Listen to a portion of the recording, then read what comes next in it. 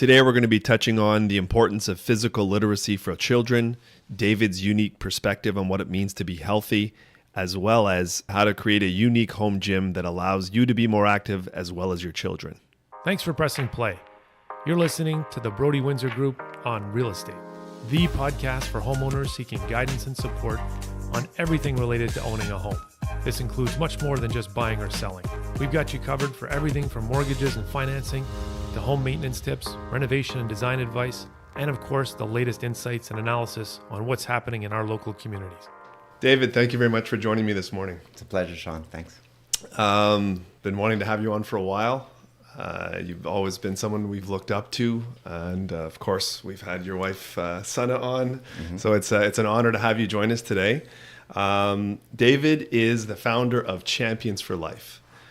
David, I wonder if you could explain to the audience what Champions for Life is and what inspired you to start the foundation. So Champions for Life Foundation is a Canadian federally registered charity that is focusing on helping kids 4 to 12 years old to develop their physical literacy, so giving them tools and skills to be active for life.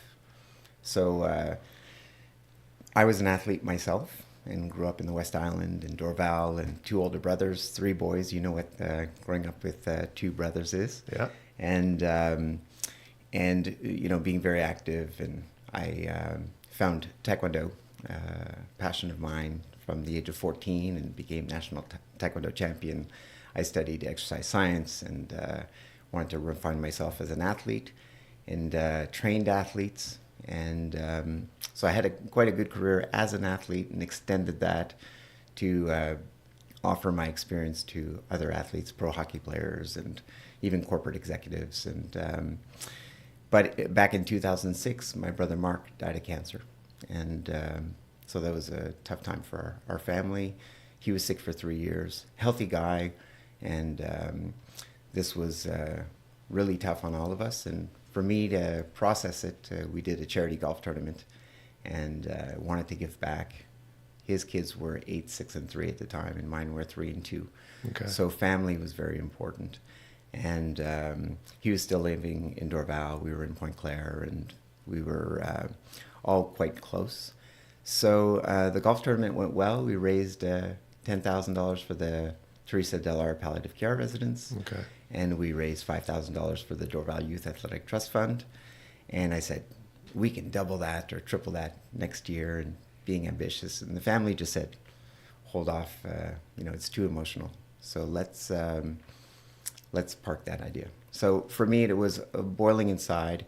And my kids were growing up and being active. And I've been teaching Taekwondo recreationally for the past 33 years. And I said, it just makes sense that I want to do something to honor my brother around children, physical activity, sports and whatnot. So I kind of went back to the drawing board. In 2013, started a program that was after school, and started in 6 schools and went to 16 schools. And we got noticed by the Montreal Canadians Children's Foundation, who came out to see our program and said, this is fantastic, can we help you? And we sat down and we crafted a partnership that helped us, you know, eventually become a charity in 2016.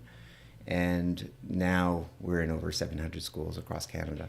And we're offering 4 types of programs that help teachers, phys ed teachers, daycare educators, and different educators in schools, elementary schools and preschool, to help children develop their physical literacy. Yeah. Awesome. I love it. Mm-hmm. It's an inspiring story. Mm-hmm. I'm really sorry about the loss of your brother. Mm-hmm. I love that you've taken that inspiration and are doing something fantastic in the community. Mm-hmm. Why is there a need for this type of help in 600 schools right now? Yeah, and there's a need across the country, Sure. really. So Participation puts out a report card every year on the state of the nation's physical activity, and we score well on infrastructures and access to parks, but we score less on the amount of time that children are actually moving and the quality of movement that they're doing. There's free play, there's access and all those concerns, but the stat is 2/3 of children in Canada do not develop their physical literacy to the degree that they should, and meet the recommended daily movement activity guidelines. So I'll come back to what physical literacy is, and it's the knowledge and understanding of movement. If I get ready to toss something to you, you're likely going to show me that you're ready to catch. So literacy for anything, whether it's financial literacy or you're competent in that subject matter, you're confident because you have this competence, and you're motivated to participate. So for children and for people in general, it's, can I move well? Can I jump? Can I skip? Can I swim? Can I ski? Can I skate? So in multiple environments, can I do things that allow me to be active and give me the confidence to do that? If you can't swim and you go to the lake with your family and everyone's jumping off the wharf, and you're excluded from that activity. So we don't give enough time for physical education. We don't give enough time, and it's not just physical education, it's physical and health education. And we equate physical education to sport. We call it gym. A gym is a space. Physical and health education is a subject that teaches us how to move together, how to move with others, how to organize ourselves around movement, and then that this is part of a healthy and active lifestyle.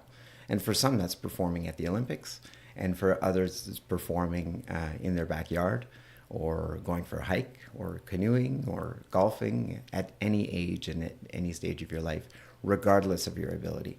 So we have this model that rewards the high performers, but we need to really bring everybody along, and school is the place to do it. That's where all the kids are at. So starting from the moment that they enter school, and even the moment they enter daycare, or if they're at home until school, what are kids exposed to? And today with technology, you see children at the restaurant sweeping their parents' phones. Yeah. And or sitting in front of an iPad while their parents eat. Exactly. Yeah. So life is tough, in general, because today there's usually two working parents, and busy routines and busy lives, and things are moving faster than ever. So we need to be able to create that time and space, and spending time outdoors. It's not rocket science, but at the same time, we do need to have the wisdom to put the time and energy into physical activity, because it has so many benefits, as many people know. Of course. Yeah. And so what are Champions for Life doing in schools? Like, you're going in and you're kind of, what's your mandate really is to educate, right? More than anything? Yeah. So, I mean, the goal in the beginning was for the program to inspire other programs and inspire the ministry maybe to do something different with physical education, so it's to create ourselves so that we could not have to be around. So there's a kind of a lobby side to it, right? There's a lobbying the government. But the after-school program is a 20-week program where it's children learn to balance, use objects, like for object manipulation, locomotion, moving around. So the basic ways you move around on land, in a gymnasium or outside. And we're teaching fundamental movement skills. We're teaching children at an early age to play together, for the activity to be inclusive and adjusted to everybody's level. So everybody should be challenged at a level that is going to help them progress forward. So a 20-week after-school program, there's skill cards, movement maps, there's fun games and activities while they're learning to do the movements. And we have animators that go into schools, and many schools do it themselves. So their daycare staff are trained. We offer physical resources like all the cue sheets and skill cards and things. And we also offer digital program, like a platform where they have access to all the materials. And we do workshops and speak at conferences.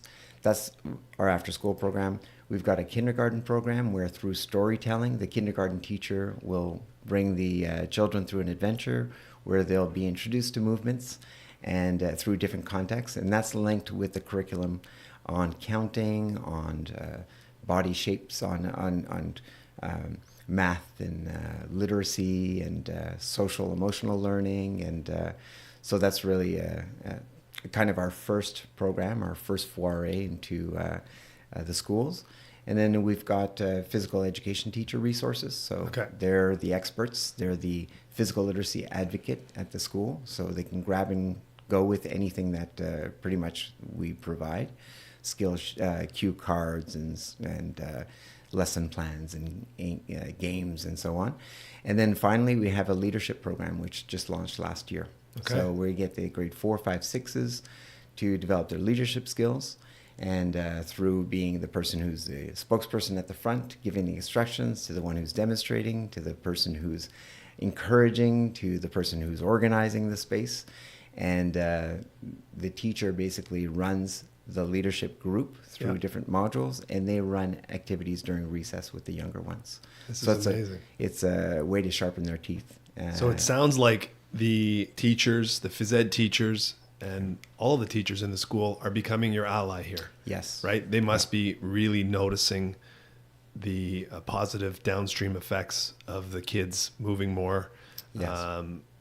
I would imagine it makes kids better students when they're engaging in more physical activity. Is there anything, what kind of feedback have you been getting from parents, teachers, administrators in the schools when, with the work you guys have been doing? Yeah, the feedback has been fantastic in terms of just the quality of tools and resources that we provide, making the job easier instead of having to think up of all these activities. And we have a structured program that is very user-friendly, turnkey, and there does need to be the time and the space carved out for this. So when you have something, when you have a plan, it's easy to follow. So the feedback is amazing resources. The kids love it. They're having fun. It's helping, resolve conflicts at recess. It's helping to, give content that's in line with the curriculum. Whether it's for phys ed, teaching fundamental movement skills and teaching games and working together, or whether it's in the kindergarten class. So we're really there to try to lower the friction against being able to implement some programs. And it's not just about us too, it's about collaborating with other organizations that are trying to do the same thing and not doubling up the work and not putting so much pressure on the schools. We go into schools that have are like a lot of low socioeconomic communities and children with less access than others. And these are children that come to school with maybe not clothed adequately, maybe haven't had breakfast. So there's so many needs that's in those schools that it's everyone's flocking towards them, and teachers can only do so much. So it's kind of a multifaceted approach in those disadvantaged communities, I would imagine. Yeah, absolutely. And in many of the communities we've been there, this is our 9th year, so we've been there for 9 years, and so it's always working, coming back, and not being a one and done type of activity. It's amazing. How is Champions funded?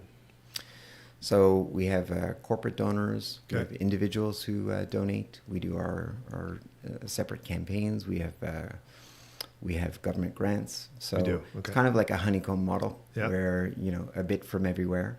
And, grants come and go from governments, corporate sponsorships. Sometimes it's a one time, sometimes it's multiple years. We've got very generous donors and strong partners. And right now we're in the midst of a Move for a Cause campaign. So throughout the month of November, people pledge to create a team. And thank you to Broady Windsor Group for creating 2 teams and moving for a cause. So the adults pledge, to move for 15 minutes, 30 minutes, an hour a day, and say, support me while I'm doing this for the foundation. And right now we have about 115, I would say, canvassers, people who have joined. And we're over 20,000 raised. Amazing. So every bit helps, and so it also helps in putting the word out there and also leading by example, so children do what parents see them do, and it's very important to walk the talk. Absolutely. So, Well, My wife Kim is the team leader of our champions fundraiser for Move for November, and we've got a little gym in our basement that she's been pretty consistent with for since the pandemic. Yeah. I know you do as well, and I think it's amazing to have the children down there watching mom and dad work out. Yeah. As you said, we lead by example. Yeah. So a couple things I want to touch on today was one, Move for November. I'd like to highlight that, and maybe you could let people know how they can support Champions for Life and specifically Move for November. Yeah. And then I'd love to give you the floor for you to talk a little bit about what we as parents can do at home to sort of, continue this theme of getting kids moving, because we know it's an epidemic in North America, worldwide, but specifically in North America with obesity, and kids just aren't moving enough, right? I think we all realize that. Yeah. Well, the best way, if you're tuning in, is supporting the Broady Windsor group in Move for Cause. So you can go on the all team. of our socials. Yeah, we got links there. You can sponsor. Yeah, and the sponsor, again, anywhere from a $5,000 to a $500, a $5,000 donation, it will be put to good use. I guarantee that. Another way to participate is to join in. You could join a group. You can create your own group. It's not too late. The campaign can start in November, and you can make it go on for your 30 days. So from now till the middle of December, or even if you want to start later with your company and do it in January. We'll take the support. We'll take the support at any moment. Awesome. So it's the advocacy, it's the moving, and it's supporting the cause. So okay, so good. So we'll put all the links down in the comments and the socials here on YouTube and on social media. So hopefully we can help help the cause. Et c'est en français aussi. C'est en français aussi. Bouger pour la cause. Ouais. Awesome. Okay, so we'll put both links. Yeah. Let's talk about relating it to homes. You have a home gym that you created years ago. Can you tell us a little bit about that and kind of maybe some advice and some concepts around how people can do that? Yeah. Knowing my wife, Sana, we've moved a few times, and each time it was, moving for the purpose of having a home that would suit our needs at the time. Sure. So more kids, more space, a yard, a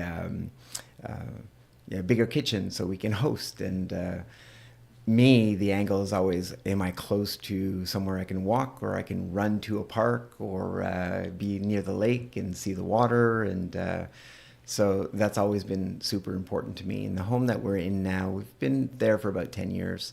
And it was a complete redo. So we gutted the home. Yeah. We lived outside of it for 3 months, and then the basement was completely unfinished, and I didn't feel like I had my space in the home, where everything is a common space and bedroom and everything. But I like to work out, so it's just a 15 by 10 foot space, maybe 7.5 foot ceiling, and everything was stripped down to the studs. So I said, okay, and we're bringing in children here, so I want them to play as well. So I took the cheapest thing I could get, and we got plywood, plastered it up against the wall. And in fact, the Ace of Decks boys, Justin and Brandon, were 16 years old at the time, or maybe even 15. And we were, they're family friends. We're friends with their parents, Ron and Monica. And so in talking, we said, let's give these young men a try. Justin was very big into rock climbing. And we said, can you build us a climbing wall? So they came on their skateboards. They brought their power tools. It was amazing. We ordered the equipment. I got the materials, holds, all the material. And they installed... built the climbing wall. It was incredible. It was incredible. We had a cement floor. I've been in your basement. I've seen this climbing wall. It's awesome. The wall, it just goes on the side. Yeah. We built some monkey bars, and the wall covers the ceiling too. So now I can take eye bolts and put elastics to it. I can put ropes. We had zip lines. We had elastics and bungee cords and different holes that we can put in different. And my kids just went bananas. And then, so while I'm on the side, climbing with them and doing different things and working out. And I've got some little weights and mats and, you know, doing different stuff and some taekwondo down there. The kids are playing and I'm playing and we're having a good time. So I think it's a matter of creating a space. And the whole house wasn't finished, but we had the outdoors, we had the indoors, so it's always being creative. And I bring it back to physical literacy where, you know, when you are literate, when you know you have a good vocabulary, then you could express yourself. Like you could express your emotions, you would do it through a song, a poem, through language, and it could be verbal, nonverbal, whatever, but there's communication happening. And for you to understand somebody, you need to be able to take it in, you need to be able to express it. So this form of creation is always happening. And it's the same thing with movement. So you could look at a ball or rolled up socks or a balloon, and you could make multiple games with that. Absolutely. So that's kind of the environment that I wanted to create, like a blank canvas every time for the children, and just have some tennis balls. And it doesn't have to be expensive. Yes, climbing wall and holds could be expensive, but were I to do it again, we could put just wood blocks on the wall. It really doesn't.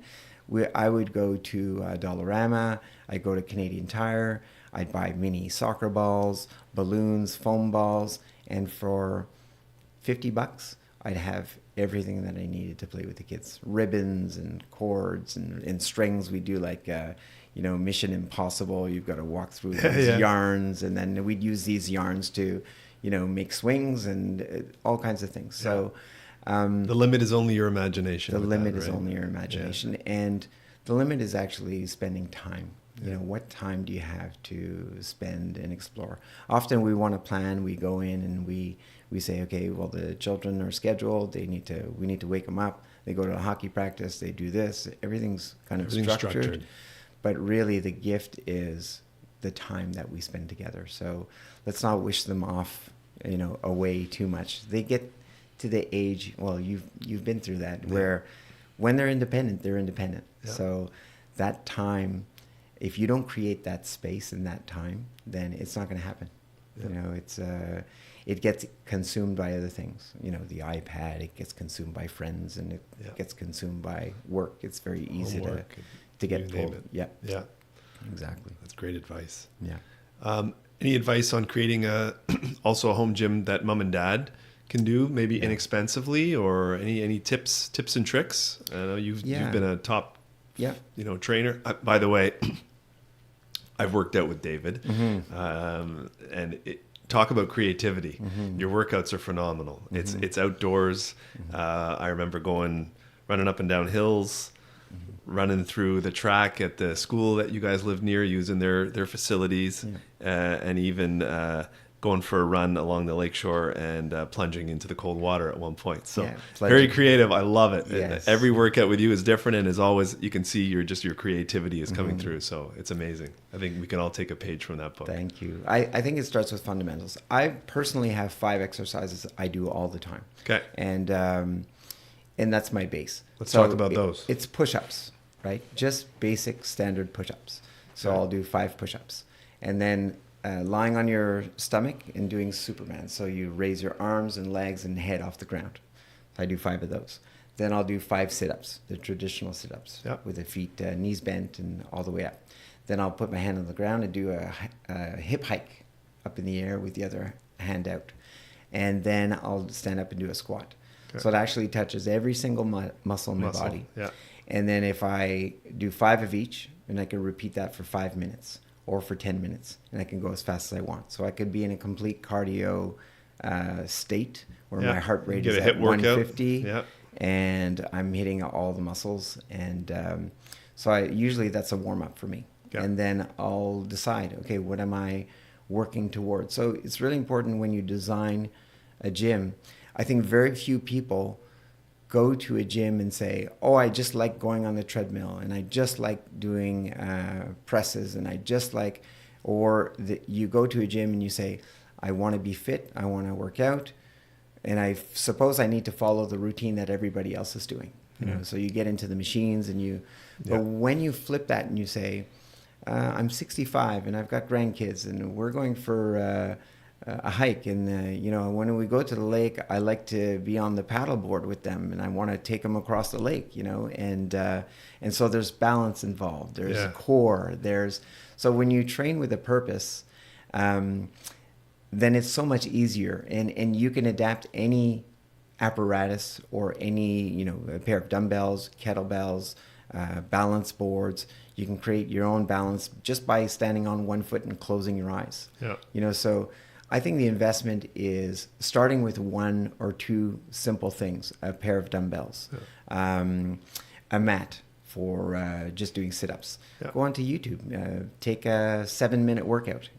Start with jumping jacks, and if you can't jumping jack, then march on the spot. And march for 1 minute, then do a wall sit for 10 seconds, and see how that progresses over the span of time. And then get excited by something. Oh, I love this treadmill. This Woodway, which is or this very fancy treadmill that has a TV on it, because I want to, instead of just sitting and watching TV, I want to move and watch TV. Yeah, move and watch TV. Yeah. So, or I want to be like Spider-Man, like me. I've got all these holes, and I've got punching bag here and an elastic here, and I'm doing all these G.I. Joe cool movements. Mission Impossible type stuff, and doing it blindfolded, and just having fun. Yeah. So I think it shouldn't be too daunting. A good floor, a good space. You could have a mirror there. You could have something that you can put, like a harness for a TRX, or just even to be able to pull and use. You can get a fancy pulley for several $1,000s, or you can put a beam with like a 2x4 with hooks in it, and then you just use attach bands. a simple elastic or band into it. So it's if you worked out a lot in the past, and you've got this image of how you want it to be when you're 25 years old, and you're working out at the university gym, and you say, well, I need to be like that. Maybe you need to think about, what are the activities I'm doing now, and how do I want to use that to motivate myself to do those things to the best of my ability, and to live the best life I'm living. Yeah, I like the Peter Attia Centenarian Olympics. What are you able to do at, you'd say, okay, my goal at 90 years old is to be able to bend down and pick up my great-grandchildren or my grandchildren, Exactly. right? I'd like to be able to travel and be able to walk up a hill if I'm going to Europe, and I'd be able to pick up a 30-pound suitcase and put it in the overhead. Functional stuff. And then reverse engineering back from 90 years old. What do I need to be doing now so that I'm able to be able to accomplish those things at 90? So I think that thinking that way is super interesting to me as we start to get older, right? As we become middle-aged men. And so I've been an athlete for a long time. There's a lot of mileage, in my body. So treating myself kindly and saying, okay, what kind of activities can I do into the future?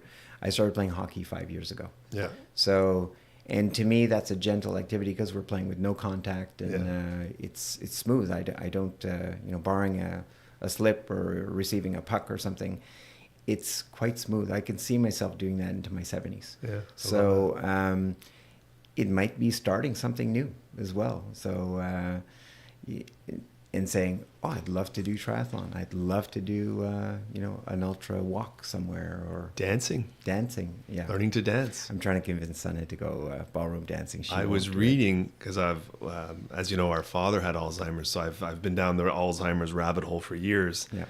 And that is one of the activities that, inconsistently done, lowers the risk of developing dementia, because you're doing two things. You're learning a new skill, and you're moving at the same time, and creating those that neuroplasticity by having to learn new steps and new movements. So it's pretty cool. Yeah. All right, so let's shift gears a little bit and talk about the future of champions, and maybe the importance of us really taking this kind of thing seriously. I think when we think about champions, we think of people on the podium or winning Stanley Cup or whatever, and that's the top of sport. But really, to be a champion is to overcome your adversity. Everybody can be a champion in their own way. So if you're a person who's struggling through school and you graduate and you go to the next level and you work hard, what's to say that you're not working just as hard as somebody who's, going to the Olympics? So we all have our challenges in life, and we owe it to ourselves to live the best life that we can. And we owe it to our children and our communities and the people that are all around us to give us all a chance to be uplifted, to live the best lives that we can. And we see a lot of, competition in society. We're seeing wars. We're seeing, people on the streets. We're seeing it's daunting to see what's out there. Mm-hmm. And it's causing lots of stress in people, to feel powerless. And so if you feel powerless, then you tend to numb yourself by doing certain activities that might not be productive for you or for others. So to me, Champions for Life is really setting a mindset that, we need to uplift and be the strongest person that we can be. And regardless of who you are, you're always going to have challenges. So to give ourselves the tools to, rise up and go through life and meet the challenges. And sometimes we'll win, sometimes we'll lose, but really the measure of a person is what they've done, and to start life as a young person, you get wired for how you're going to be as a person in your early years. So if you think, the first, and you've seen this with your daughter, you're seeing it with your son again. Yeah. What they do at this early age is going to really impact who they are as people. So to me, champions means two things: that individual pursuit and, being the best person that you can be. And once you've sharpened your teeth and you've gotten strong through those challenges, well, the natural thing is to be a champion for other people. Yeah. Is to share that knowledge, is to help uplift another person or a group of people, or to be a productive person in your community so that others will have the same opportunities, and so really, to me, Champions for Life personally is this way that I can express myself to do what I think my life's purpose is, which is through physical activity, inspiring others to be active, and with my passion with children, is trying to remove barriers that many children have. And it's not just Champions for Life, it's a societal problem, or it's a challenge for society. And so making a strong Champions for Life foundation is going to make other foundations and other organizations and schools to try to aim for the top, and not push people down to get above others. So, and for life is really to live your best life for your entire lifespan. So in many ways, when I was at the height of my athletic career, I could say, I was in the best shape of my life. I was in there's never any going back. And I think I'm healthier now than when I was an athlete, because it's another time, it's another place. So who knows what life can bring and where we can be. And I think that Champions for Life, if we can make a serious dent, and we're in about close to 10% of schools in the country. If we can get to 15%, that would be truly incredible. And if that can permeate through other things, like through governments, through other organizations, and we continue to learn from others, and we all align ourselves on the common goal of being healthy as a society, then I think that's our role, that's my role to play, and to do it with passion, and to do it with love, and to do it with purpose. I think that's where it's at for me, and the foundation. I love it. Yeah. Great. All right. Well, is there anything else you wanted to add, David? For sure. Audience? I think that the term health is, if you ask somebody from the public health agency, I was at a conference one day, and we had the Champions for Life booth, then we had the Public Health Agency of Canada booth, then we had Health Canada booth. So I went over and spoke to the people and I said, "Oh, this is great. We're all here together at this conference. Nice to meet you." We introduced ourselves. And I said, "I've got a question. What's the definition of health according to the Public Health Agency of Canada and according to Health Canada?" And they said, good question. It's very complex. There's all these charts and there's all these, in society today, we like things to be crystal clear. Yeah. And, what does it mean to have a home? There's a house and the house has things in it and you've got all these checklists and I've got to do this and that and that and that and that. But really, if you think of what it is to have a home and to feel like you belong, it's a place where you can be yourself. You can share that with your family and your friends. And so to me, to be healthy in a home, to be healthy in your life, it's our ability to adapt to change. So health is, if you're driving 100 kilometers an hour behind another car and you're 6 inches away and something happens, you're going to have an accident. So for us to be healthy is to be able to move through life and to be able to adapt to things that happen to us. So we have the capacity to take on things like you were sick a few weeks ago. I was sick a few weeks ago. It's brutal, but look at us now. We're back on the horse. It's there's opportunity in front of us, and we have to work hard, and we have to get through it, and we have the energy. We have so health is maintaining this state where we can be the best version of ourselves, regardless of what happens to us. It's time to go. You need to perform. Let's go. Let's turn it on. And then you need to recover. So it's listening to yourself, and it's being able to take on things that happen to us that at moments in our lives. Handling adversity. Handling adversity. In all different aspects. Absolutely. That's your definition of health, really. Yep. Yeah. Our ability to adapt to change. Adapt to change. So if it's financial health, so if you're leveraged to the hilt, and something happens, then that's an unhealthy situation, right? You have to go further into debt. And you have to, if you're run out, your body's, you've been working overtime and it's nonstop, and that's your default mode. Well, you get a virus and you're down for a long time. So these are signs that we can listen for ourselves and see in others, and Super.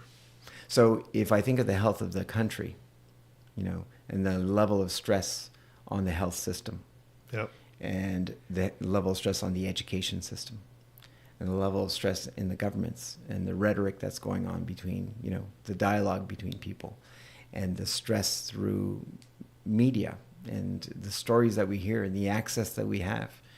And yet you can go outside without your phone, take an hour walk, look at the birds and the trees, and feel the wind. And we need to find ways to create spaces in our homes, in our hearts, in our communities, to find that balance and that health, as opposed to being always constantly exposed to a barrage of information. And what we see, in fact, is this tsunami of problems coming, because if we're not healthy to begin with, from childhood onwards, and we're talking physical health, emotional health, mental health, if this is what's coming, if this is how we're setting ourselves up for the future, our strained health and education system now is the least of our worries. What's coming down the pipeline is going to be drastically difficult. And it doesn't feel like our ability to handle adversity as a country right now is very healthy. Yeah. So we need to do things from the start, properly. We need to take a step back, and we need to, take care of our children. If we take care of our children, what I love about children is you're always the best version of yourself. You take your work hat off, you get home, and you roll around on the floor, and as parents, as grandparents, as we should be like this with everybody. Yeah. And to me, that's where everything starts. And from there, we can do a lot of great things together. So really being close in the family, close in the community, and to me, this is my Champions for Life is my way to try to make a difference in our communities, through our schools and through our children. Yeah, I think it's super important. So, David, where can people support Champions for Life? Do you have a website? Go to the website, championsforlife.ca. It's champions with an S. Okay. And we have a ton of information on there, from our annual reports to our strategic plan to you can get right into the nuts and bolts of it. Amazing. And then you can see all our programs.